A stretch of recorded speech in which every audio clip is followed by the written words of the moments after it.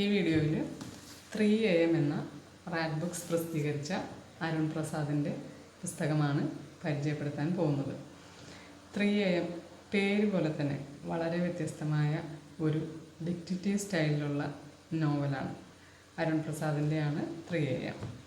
എഴുത്തുകാരനെ കുറിച്ച് പറയുകയാണെങ്കിൽ ആദ്യ പുസ്തകമായ കവിതാ പുസ്തകം, ആകാശം, ഭൂമി, കടൽ തീരങ്ങൾ, പട്ടങ്ങൾ തുടങ്ങി ഒരു നീണ്ട തലക്കെട്ടുള്ള കവിതാ പുസ്തകം.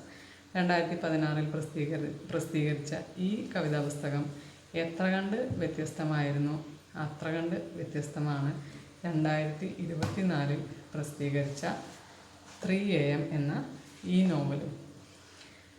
നോവൽ വായിക്കുന്നതിന് മുന്നോടിയായി എഴുത്തുകാരനെ മനസ്സിലാക്കുക എന്ന ഉദ്ദേശത്തോടുകൂടി കുറച്ച് കഷ്ടപ്പെട്ടിട്ടാണെങ്കിലും കവിതാ പുസ്തകം സ്വന്തമാക്കുകയും അത് വായിക്കുകയും ചെയ്തു.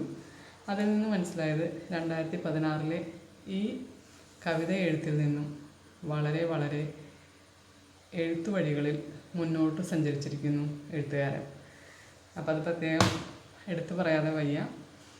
പിന്നെ നോവലിനെ കുറിച്ചാണെങ്കിൽ വളരെ വലിയൊരു നോവലാണ്.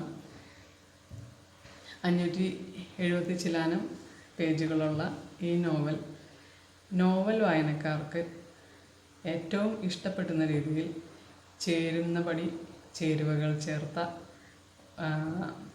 എല്ലാ തരത്തിലുള്ള ഡിറ്റക്റ്റീവ് സ്റ്റൈൽ വരുന്നുണ്ട്. അതേപോലെ തന്നെ റൊമാൻസ് ഉണ്ട്.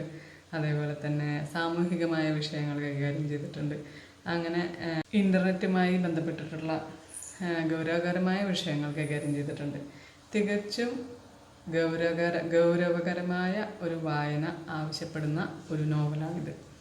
ഇതൊരു തമാശ മട്ടിൽ എഴുതിയിട്ടുള്ള ഒരു നോവലല്ല. ഇതിൽ മറ്റ് പ്രതിപാദ്യ വിഷയങ്ങൾ എന്ന് പറയുന്നത് ഓർമ്മകൾ, മനുഷ്യരല്ലാതെ കടന്നു വരുന്ന പലതരത്തിലുള്ള കഥാപാത്രങ്ങൾ, മൃഗങ്ങൾ, പക്ഷികൾ, മീനുകൾ, അചേതനമായ വസ്തുക്കൾ, അങ്ങനെ പല രീതിയിലുള്ള കഥാപാത്രങ്ങൾ ഈ നോവലിലുണ്ട്. ഒരു തരത്തിലും മുഷിപ്പില്ലാതെ തുടക്കം മുതൽ അവസാനം വരെ വായിക്കാൻ ഒരു നോവൽ വായനക്കാരനെ പ്രേരിപ്പിക്കുന്ന ഒരു നോവലാണിത്. നീണ്ട തലക്കെട്ടുകളാണ് പല അധ്യായങ്ങൾക്കും. വെളിച്ചം ചിന്നിച്ചീറും തടത്തിൻ മേൽപ്പാളിയിൽ ഒരു തുടം ഒരു അധ്യായത്തിൻ്റെ തലക്കെട്ടാണ്. തലക്കെട്ടുകൾ തന്നെ കവിത തുളുമ്പുന്ന തലക്കെട്ടുകൾ, ഒരു വാക്കിൽ ഒതുങ്ങുന്ന തലക്കെട്ടുകളേക്കാൾ കവിത തുളുമ്പുന്ന തലക്കെട്ടുകളാണ് മിക്കതും.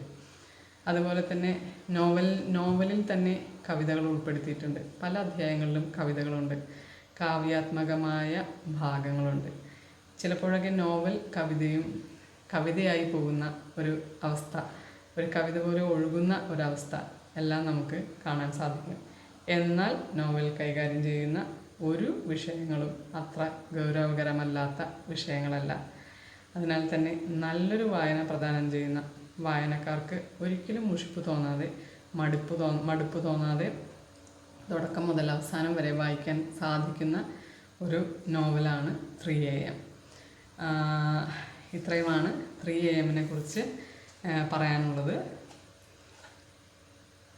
മറ്റൊരു പ്രത്യേകത നോവലിലുള്ളത് സമകാലികമായ വിഷയങ്ങളെപ്പോലെ തന്നെ കുറച്ച്, അതായത് 1-2 തലമുറ മുൻപ് ഉണ്ടായിട്ടുള്ള, നമ്മുടെ സമൂഹത്തിലുണ്ടായിട്ടുള്ള പല വിപ്ലവകരമായ വിഷയങ്ങളും നോവലിൽ പ്രതിപാദിച്ചിട്ടുണ്ട്.